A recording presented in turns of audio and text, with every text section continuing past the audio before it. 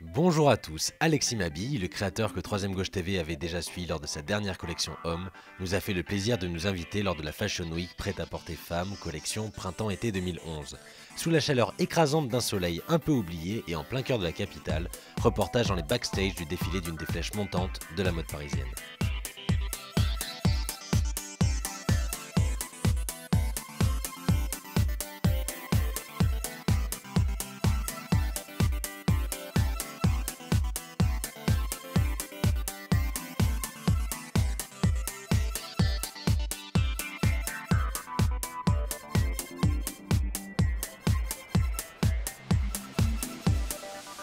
Quel est un peu le feeling, l'esprit de cette collection?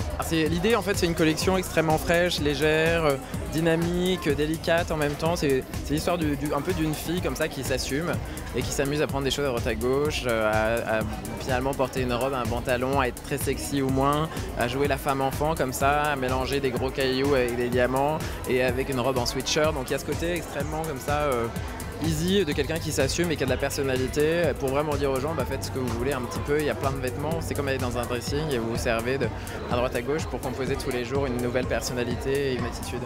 D'accord, quelle pièce résume l'atmosphère de la collection? Il y a 3 mouvements, il y a les mini crinolines du début, après vous avez tous les imprimés sur des choses plus souples, plus carrées avec des éléments graphiques et la fin, ce côté hyper sexy, hyper cocktail mais dans des matières de sportswear qui sont du jersey, des choses stretch, extrêmement près du corps, collantes mais très confortables.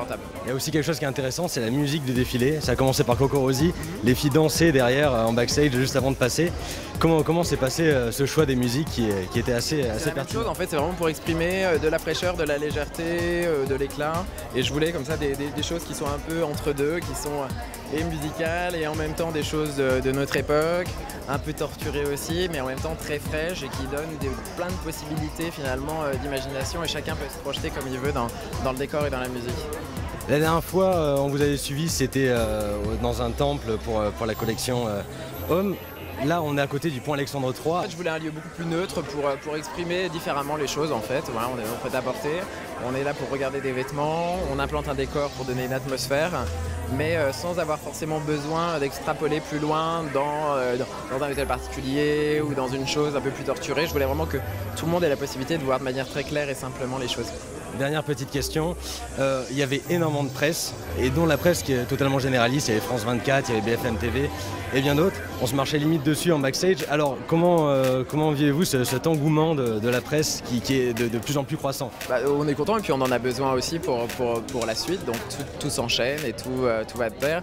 Et à partir du moment où finalement il y a de la presse, ça permet aux gens de mieux connaître la marque et de s'amuser plus et finalement d'avoir envie et d'avoir la curiosité d'aller dans les boutiques, trouver les produits. Donc nous on est très contents et puis c'est une reconnaissance donc c'est chouette. D'accord, merci beaucoup. Merci, au revoir.